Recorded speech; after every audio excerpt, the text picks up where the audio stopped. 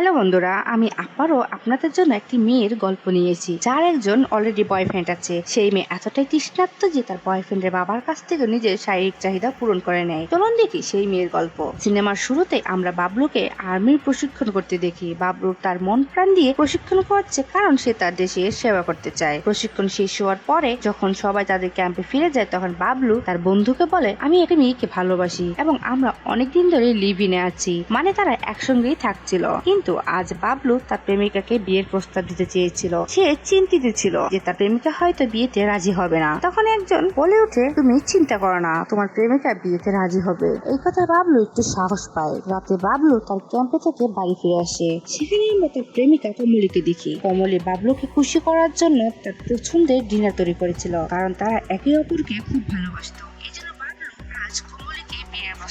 কমলিও বিয়েতে রাজি হয়। এরপর তারা তাদের আনন্দ উদযাপন করে। আনন্দ উদযাপন করতে তারা বিছানায় যায়, যেখানে বাবলু এবং কমলি গভীরভাবে ভালোবাসা প্রকাশ করে এবং তারা ইন্টিমেট হয়। পরের দিন সকালে যখন বাবলু তার ডিউটিতে যাওয়ার জন্য প্রস্তুতি নিচ্ছিল তখন তাকে হাসপাতাল থেকে ফোন করা হয়। তাকে জানানো হয় যে তার বাবা কাজ করার সময় হার্ট অ্যাটাক করেছেন এবং এখন হাসপাতালে ভর্তি আছেন। এই কথা শুনে বাবলু খুবই দুঃখিত হয় এবং কমলিকে বিষয়টি জানায়। কমলি তাকে বলে, তুমি তোমার ডেট বাতিল করে হাসপাতালে যাও। কিন্তু বাবলু তার বাবার সঙ্গে দেখা করতে যেতে অস্বীকার করে এবং কমলিকে বলে, আমার বাবার সঙ্গে আমার সম্পর্ক ভালো নয়, কারণ তিনি পরিবারের থেকে টাকাকে বেশি ভালোবাসতেন, তাই তার বাবার প্রতি ভালোবাসা কম ছিল। এই জন্য তারা 2 বছর ধরে দেখাই করেনি। এটি শুনে কমলি বাবলুকে বোঝায়, যাই হোক না কেন সে তো তোমারই বাবা, অন্তত একবার তোমার তার সঙ্গে দেখা করা উচিত। যদি এখন তার কিছু হয়ে যায় তবে তোমার সারা জীবনই আফসোস হবে। কমলির কথা মেনে বাবলু তার বাবা রিওর সঙ্গে দেখা করতে হাসপাতালে যায়। সেখানে ডাক্তার তাকে জানায় যে তার বাবা এখন বিপদমুক্ত এবং ভালো আছেন, তবে তাকে সময়মতো ওষুধ নিতে হবে এবং তার যত্নেরও প্রয়োজন আছে। কিন্তু বাবলুর বাবা বাড়িতে একা থাকেন, তাই এখন তার দেখাশোনা কেই বা করবে। এই পরিস্থিতিতে কমলি বলে বাবলুকে, চলো আমরা তার বাড়িতে যাই এবং তার যত্ন নিই। তাদের যত্ন নেওয়া উচিত, কারণ কমলি একজন নার্স ছিল এবং তিনি রিওর সঙ্গে থেকে তার দেখাশোনা করতে চেয়েছিলেন। বাবলু এতে সম্মত হয়। এরপর তারা দুজন রিওকে তার বাড়িতে নিয়ে যায়। রিও একজন ব্যবসায়ী ছিলেন, তাই তার বাড়ি খুব বড় এবং খুবই বিলাসবহুল। কমলি বাড়ি থেকে খুবই খুশি হয়, কারণ সে জানতোই না যে বাবলুর বাবা এত ধনী মানুষ। এখন বাবলু এবং কমলি রিওর যত্ন নেওয়ার জন্য সেখানেই থাকছিল। পরের দিন কমলি বাজার থেকে সবজি নিয়ে আসে। সেই সবজিগুলো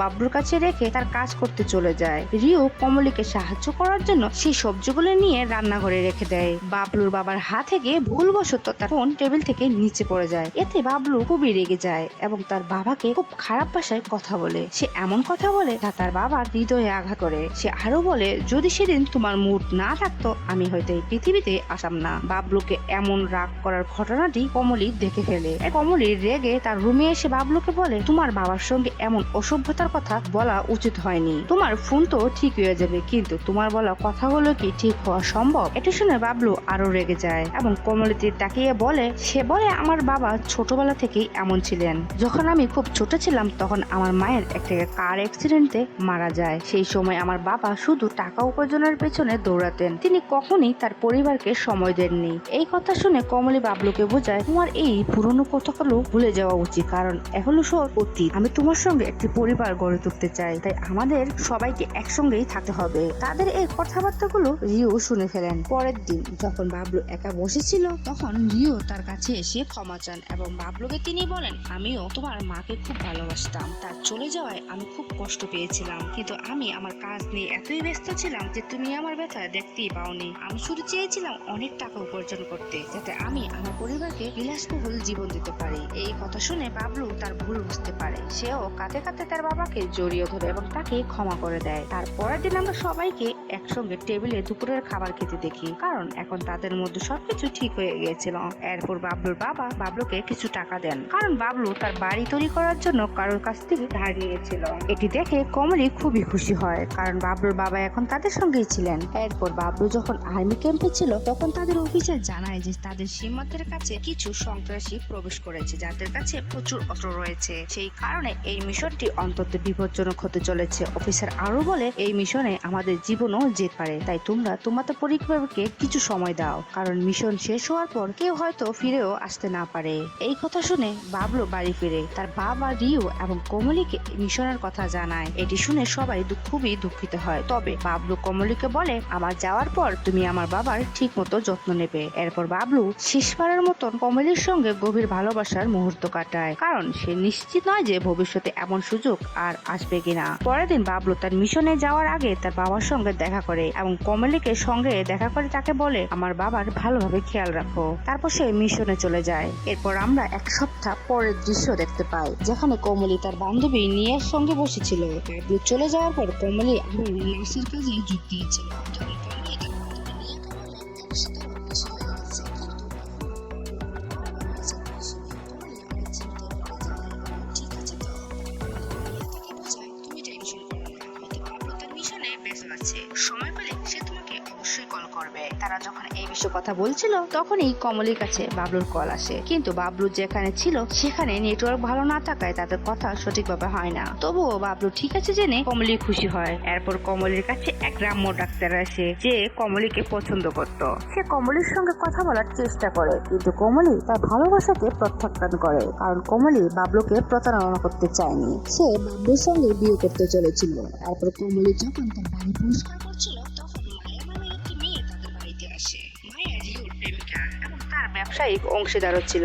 মায়া রিওর কাছে কমলির সম্পর্কে জানতে চায়। রিও তাকে বলে, সে আমার ছেলের হবু স্ত্রী। এরপর রিও মায়াকে নিয়ে উপরের ঘরে যায়, যেখানে রিও এবং মায়া একে অপরের প্রতি ঘনিষ্ঠ হতে শুরু করে। পরের দিন রিও এবং কমলি যখন দুপুরের খাবার খাচ্ছিল তখন মায়া আবারও সেখানে আসে। আসলে মায়া মনে করেছিল যে রিও এবং কমলির মধ্যে কোনো একটা সম্পর্ক আছে, হয়তো রিও কমলির সঙ্গে ঘনিষ্ঠ হয়। এটা মায়ার সন্দেহ হতো, তাই সে সবসময় চেক করার জন্য চলে আসে। এই কথা শুনে রিও মায়াকে একটি কোণে নিয়ে যায়। সে বলে যে কমলি হলো আমার ছেলের হবু স্ত্রী, আমার ছেলে ফিরে আসার পর তারা বিয়ে করবে। এই কথা শুনে মায়া কিছুটা বিশ্বাস স্থাপন করে রিওর উপর এবং আবারও রিওর সঙ্গে ঘনিষ্ঠ হয়। অন্যদিকে কমলি হাসপাতালে ছিল, সেখানে সেই গ্রাম্য ডাক্তার আবার কমলির জন্য নাস্তা নিয়ে আসে। নাস্তা নিয়ে এসে কমলিকে প্রভাবিত করতে হয়, তবে কমলি তাকে স্পষ্টভাবে বলে দেয়, আমরা শুধু ভালো বন্ধু হতে পারি, এর বেশি কিছুই নয়, কারণ অল্প কিছুদিনের মধ্যে আমার বিয়ে বাবলুর সঙ্গে হতে চলেছে।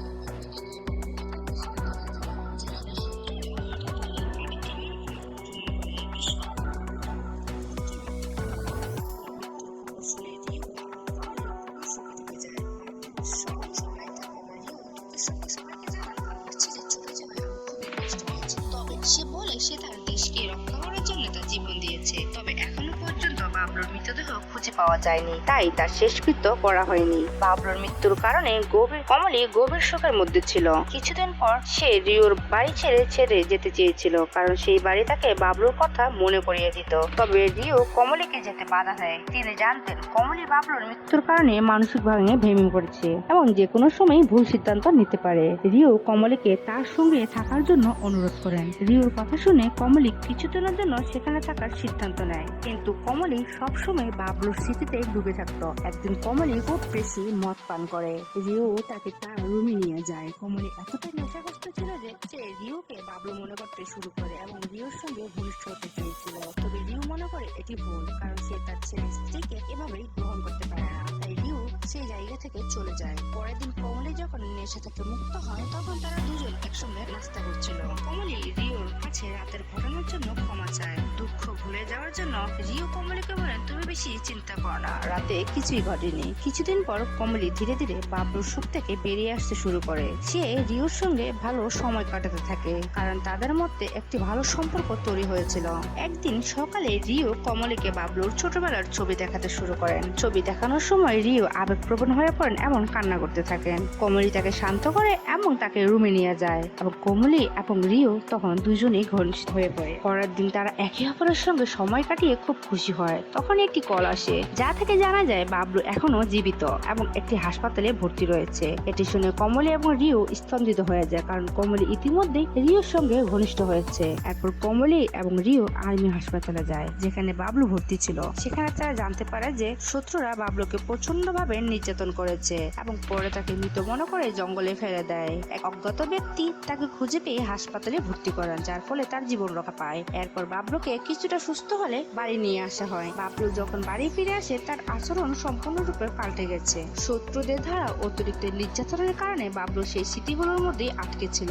নির্যাতনের ফলে তার মস্তিষ্কের স্নায়ুগুলো প্রভাবিত করেছিল, যার ফলে সে ছোট ছোট বিষয়ে খুব রেগে যেত। কয়েকদিন পর বাবলু এবং কমলি একসঙ্গে বসে শান্তিপূর্ণভাবে কথাই বলছিল। কমলি আর বাবলু একটু ঘনিষ্ঠ হতেই চাইছিল, ঠিক তখনই বাবলুর আবার মানসিক সমস্যা দেখা দেয়। তার সবসময় মনে হতে থাকে যে কেউ তাকে দেখছে বা তার উপর আক্রমণ করতে যাচ্ছে। এটি থেকে কমলি বুঝতে পারে যে বাবলুর মানসিক সমস্যা এখনো পুরোপুরি ঠিক হয়নি। এদিকে সন্ধ্যায় মায়া রিউর সঙ্গে দেখা করতে আসে। মায়া রিউর পেছনে এসে দাঁড়িয়ে দেখে যে রিউ তার ফোনে কমলির ছবি জুম করে দেখছে। এটি দেখে মায়া বুঝতে পারে যে রিউ এবং কমলির মধ্যে সম্পর্ক রয়েছে। রিউ মায়াকে এই বিষয়টি লুকানোর চেষ্টা করে, কিন্তু মায়া রেগে বাবলুর কাছে যায়। তাকে বলে, তোমার স্ত্রী কমলির অন্য একজনের সঙ্গে সম্পর্ক রয়েছে। এই কথা শুনে বাবলু প্রচন্ড রেগে যায় ও সে সেই ব্যক্তিকে আঘাত করার জন্য তার বন্দুক বের করে। এরপর সে কমলির পিছু নিয়ে হাসপাতালে যায়। সেখানে সে সেই কমলিকে সেই গ্রাম্য ডাক্তারের সঙ্গে দেখে। বাবলু সেই ডাক্তারকে দেখে রেগে গিয়ে তার দিকে বন্দুক তাক করে, কারণ সে মনে করেছিল কমলির সঙ্গে সেই ডাক্তারের সম্পর্ক রয়েছে। কমলি কোনোভাবে বাবলুকে শান্ত করে এবং তাকে বাড়ি নিয়ে আসে। তবে বাবলু প্রচুর রেগেছিল, তাই তার রাগ কমানোর জন্য সে একটি বারে গিয়ে প্রচুর ড্রিঙ্ক করে এবং পুরো রাত নেশায় কাটায়। পরের দিনও বাবলু বাড়ি ফিরে আসে না। এতে কমলি এবং রিউ দুজনেই চিন্তিত হয়ে পড়ে। রিউ কমলিকে শান্ত করার চেষ্টা করে এবং তাদের মধ্যে আবারও ঘনিষ্ঠ মুহূর্ত ঘটে। তারা যখন একসঙ্গে সময় কাটাচ্ছিল তখন বাবলু বাড়ি ফিরে আসে এবং তাদের একসঙ্গে দেখে ফেলে। রিউ বাবলুকে দেখে মনে করে, ভাগ্যিস অল্পের জন্য বেঁচে গেলাম। এরপর রাতে তারা তিনজন একসঙ্গে ডিনার করতে বসে। বাবলু তাদের সাথে তার গল্প করতে শুরু করে, কিভাবে সে শত্রুদের হাত থেকে পালিয়ে এসেছিল। তখনই বাবলু তার বন্দুক বের করে কমলের দিকে তাক করে, কারণ বাবলু জানতেই পেরেছিল যে রিউ এবং কমলের মধ্যেই সম্পর্ক রয়েছে। সে আসলে তাদের একসঙ্গে দেখে ফেলেছিল। রিউ এবং কমলিকে বাবলুকে বোঝানোর অনেক চেষ্টা করে, কিন্তু বাবলু কারো কথাই শুনে না। বাবলু তাদের দুজনকে আঘাত করতে চেয়েছিল, কিন্তু জানি না কেন শেষ পর্যন্ত সে নিজেকেই গুলি করে। তো এভাবেই এই সিনেমার সমাপ্তি ঘটে। ধন্যবাদ সবাইকে এই মুভিটি দেখার জন্য। আর হ্যাঁ, অবশ্যই একটি লাইক এবং সাবস্ক্রাইব করে যাবেন। আপনাদের গুরুত্বপূর্ণ মতামতগুলো জানাতে ভুলবেন না। ভালো থাকবেন।